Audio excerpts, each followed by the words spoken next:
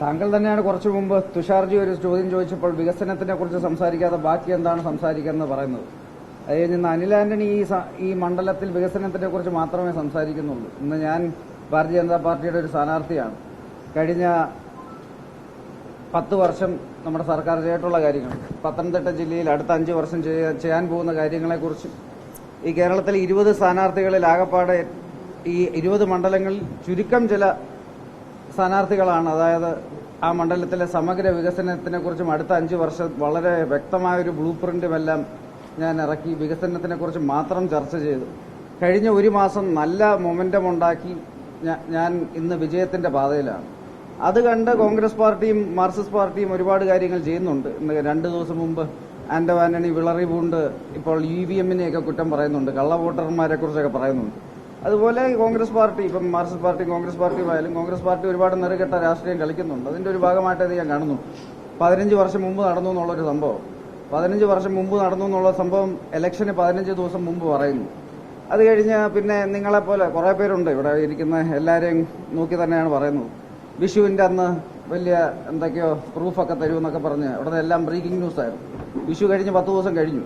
ഇപ്പൊ ഇലക്ഷന് 2 ദിവസം മുമ്പായി, എന്നിട്ടും തെളിവൊന്നുമില്ല. ഇന്നും ആണ്ടൊക്കെ പറഞ്ഞു തെളിവ് എന്റെ ഇൻസ്റ്റാഗ്രാമിൽ കിടക്കുന്ന ഒരു ഫോട്ടോയാണ് തെളിവായിട്ട് കാണിക്കുന്നത്. അതുപോലെ ഈ വിവാദ വ്യക്തിക്കെതിരെ, അതായത് എന്നെ മറ്റൊരു കേസിൽ കൊടുക്കാൻ അദ്ദേഹം ശ്രമിച്ചു എന്നൊക്കെ പറഞ്ഞ് വളരെ വ്യക്തമായ ഒരു വിറ്റ്നസ് 1-2 ഈ ചാനലുകളിൽ റെക്കോർഡിംഗ് വരെ കഴിഞ്ഞിട്ടുണ്ട്. പക്ഷെ അതൊന്നും റിലീസ് ചെയ്യുന്നില്ല. അതായത് ഇന്ന് കേരളത്തിൽ നടന്നുകൊണ്ടിരിക്കുന്നത് ഭാരതീയ ജനതാ പാർട്ടിയും NDA സ്ഥാനാർത്ഥികൾ നല്ല രീതിയിൽ മുന്നോട്ട് പോകുന്നുണ്ട്. ഇന്ന് നമ്മൾ ഓരോരുത്തരും നിൽക്കുന്നത് പ്രധാനമന്ത്രി നരേന്ദ്രമോദിജിയുടെ പ്രതിനിധികളായിട്ടാണ്. ഇന്ന് കേരളത്തിലെ ഓരോ മണ്ഡലത്തിലും LDF സർക്കാരിനെതിരെ വലിയൊരു ജനവികാരമുണ്ട്. ഞാൻ നിൽക്കുന്ന പത്തനംതിട്ടയിൽ UDF-ന്റെ കഴിഞ്ഞ 15 വർഷത്തെ MP, അദ്ദേഹവും 15 വർഷമായിട്ട് ഒരു വികസനവും നടത്തത്തില്ലെന്നുള്ളത് തന്നെയാണ് അവിടുത്തെ നാട്ടുകാരുടെ അഭിപ്രായം. ആദ്യത്തെ 5 വർഷം UDF സർക്കാർ കേരളത്തിലുണ്ടായിരുന്നു. ഈ ആന്റോ ആന്റണി MP ആയപ്പോൾ കേന്ദ്രത്തിൽ ഡോക്ടർ മൻമോഹൻ സിംഗിന്റെ സർക്കാരും ഉണ്ടായിരുന്നു. അല്ല, ഡബിൾ ബൂസ്റ്റ് കിട്ടിയ ഒരു സമയമായിരുന്നു. എന്നിട്ട് പോലും ആ മണ്ഡലത്തിൽ അധികം വികസനമൊന്നും നടന്നില്ല. കഴിഞ്ഞ 10 വർഷം നാട്ടുകാർ എന്നോട് പറയുന്നത് അവിടെ വെയിറ്റിംഗ് ഷെഡും ഹൈമാസ് ലൈറ്റും അല്ലാതെ അധികം ഒന്നും നടന്നിട്ടില്ല. അപ്പോൾ ഇന്ന് ഞാനവിടെ വന്നതിന് ശേഷം കഴിഞ്ഞ 7 ആഴ്ച അവിടെ ആ മണ്ഡലം മുഴുവൻ യാത്ര ചെയ്തു. എല്ലാത്തരം ജനങ്ങളുമായിട്ടും ഞാൻ അവിടെ ഇന്ററാക്ട് ചെയ്തു. എല്ലാവരും ഇന്ന് വളരെ വ്യക്തമായി പറയുന്നു, നമുക്കവിടെ വികസനം വേണം, അവസരങ്ങൾ വേണം. മാറി മാറി LDF-ഉം UDF-ഉം വരുന്നു, പക്ഷെ അവിടെ അധികമൊന്നും നടക്കുന്നില്ല. അവർക്ക് വികസനം, അവസരങ്ങളൊക്കെ വേണം. അങ്ങനെ നാട്ടുകാർ ഇന്ന് തന്നെ വളരെ നല്ല രീതിയിൽ അവർ എന്നെ അവിടെ അക്സെപ്റ്റ് ചെയ്ത് ഞാൻ മുന്നോട്ട് പോകുന്നു. ആ മൊമെന്റം ഡീറെയിൽ ചെയ്യാൻ കോൺഗ്രസ് പാർട്ടിയോട് ചേർന്ന് നിൽക്കുന്ന ചില മാധ്യമങ്ങൾ, ഇവരെല്ലാം എന്റെ മൊമെന്റം ബ്രേക്ക് ചെയ്യാൻ പല കാര്യങ്ങളും ചെയ്യുന്നു. അത് മാത്രമായിട്ട് ഞാൻ കാണുന്നുള്ളൂ. ഇലക്ഷൻ കമ്മീഷൻ അതിന്റെ കംപ്ലയിന്റ് കൊടുത്തു കഴിഞ്ഞു. മറ്റു കാര്യങ്ങൾ ഇലക്ഷൻ കഴിയുമ്പോൾ വളരെ വ്യക്തമായി ഞാൻ പറയും. കാര്യം നിങ്ങൾ പലരും ഇതുപോലെ പ്രൂഫുണ്ടെന്ന് പണ്ട് പല കേസിലും ചെയ്തതുപോലെ ഇങ്ങനെ എല്ലാ ദിവസവും പറയുന്നുണ്ട്. പക്ഷെ ഒരു പ്രൂഫും ഇല്ല. ഇതുവരെ ഇന്നും പ്രൂഫ് വരുമെന്നും പറഞ്ഞ് വന്ന് ഒരു പ്രസ് കോൺഫറൻസ് നടത്തി, ഒന്നുമില്ല. എന്റെ ഇൻസ്റ്റാഗ്രാമിൽ കിടക്കുന്ന ഒരു ഫോട്ടോ ആണ് എടുത്ത് കാണിക്കുന്നത്. പിന്നെ നിങ്ങളെപ്പോലെ ചില മാധ്യമ പ്രവർത്തകർ അതിനെ ഒരു വിഷയമാക്കി എന്റെ വികസനത്തിന്റെ അജണ്ട നിങ്ങൾ ഡീറെയിൽ ചെയ്യാൻ ശ്രമിക്കുന്നു. അപ്പോൾ ഇന്ന് ഞാൻ ചർച്ച ചെയ്യാൻ വന്നത് തുഷാർജിയുടെ കൂടെ 2 പ്രധാനപ്പെട്ട വിഷയങ്ങളാണ്. അതിനെക്കുറിച്ച് ഞാൻ ചർച്ച ചെയ്യും. അല്ലാതെ ഈ ഇത് ഞാൻ പറഞ്ഞു കഴിഞ്ഞു. ഇതിനെക്കുറിച്ച് ഇനി ഞാൻ ഇതിനെക്കുറിച്ച് ചർച്ച ചെയ്യാൻ ഞാൻ ആഗ്രഹിക്കുന്നില്ല. ഇത് ഇലക്ഷൻ കഴിയുമ്പോൾ തീർച്ചയായിട്ടും ഇതിനെക്കുറിച്ചുള്ള കാര്യങ്ങൾ നമ്മൾ സംസാരിക്കും.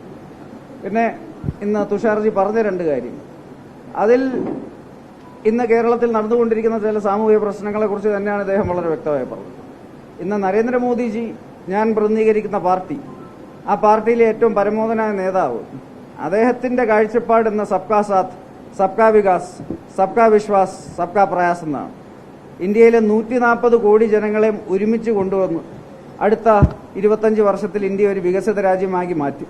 അതുപോലെ അടുത്ത 5 വർഷത്തിൽ അടുത്ത നമ്മുടെ ഗ്യാരണ്ടീഡ് ആയിട്ടുള്ള 3ാമത്തെ ടേമിൽ നമ്മൾ ലോകത്തിലെ 3ാമത്തെ ഏറ്റവും വലിയ സാമ്പത്തിക ശക്തിയായി മാറും. ഇതാണ് നമ്മുടെ ഇന്നത്തെ ഒബ്ജക്റ്റീവ്. അതിന്റെ ഭാഗമായി എല്ലാവരെയും ഒരുമിച്ച് കൊണ്ടുപോകാൻ ശ്രമിക്കുന്നു.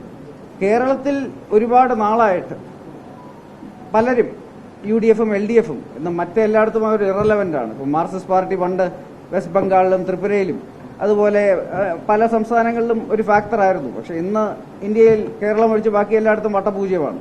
അതുപോലെ കോൺഗ്രസ് പാർട്ടി പണ്ട് 60 വർഷം കേന്ദ്രം ഭരിച്ചൊരു പാർട്ടിയാണ്. പക്ഷേ ഇന്ന് ഇന്ത്യൻ പാർലമെന്റിൽ പ്രതിപക്ഷ നേതാവിന്റെ സ്ഥാനത്തിന് പോലും അർഹമല്ലാത്ത രീതിയിൽ ജനങ്ങൾ കഴിഞ്ഞ 2 തെരഞ്ഞെടുപ്പിലും തോൽപ്പിച്ച ഒരു പാർട്ടിയാണ്.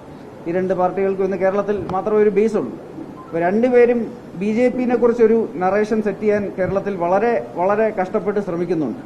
അതിലൊന്ന് ഭാരതീയ ജനതാ പാർട്ടി ഒരു ആന്റി മൈനോറിറ്റി പാർട്ടിയാണെന്നാണ്.